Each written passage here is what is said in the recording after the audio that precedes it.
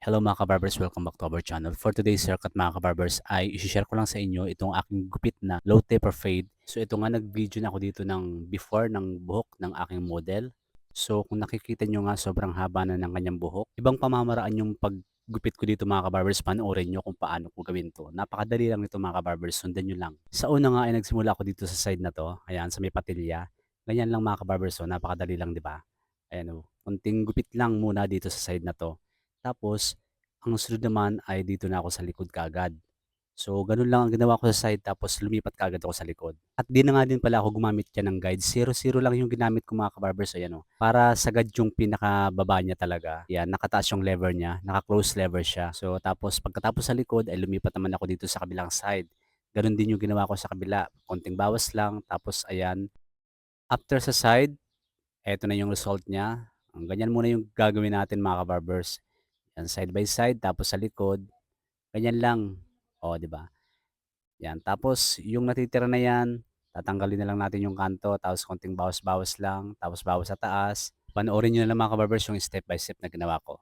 So, ayan mga kabarbers, oh, ganyan lang. Pagkatapos ng side by side tapos sa likod, ayan, kinortehan ko kaagad siya.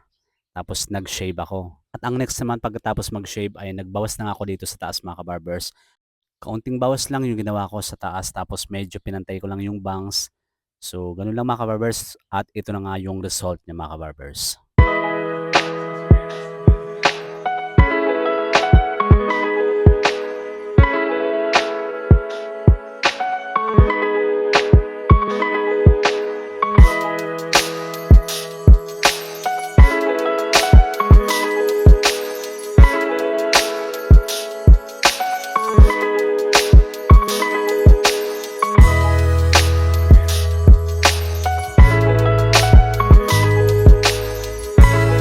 Pansinin niyo mga kabarbers, pabagsak yung kanyang hairstyle ngayon. So, bagsak yung buhok. Tapos ngayon naman ay ginawa ko siyang one side. So, sa tingin niyo kabarbers, bumagay ba yung kanyang one side na hairstyle?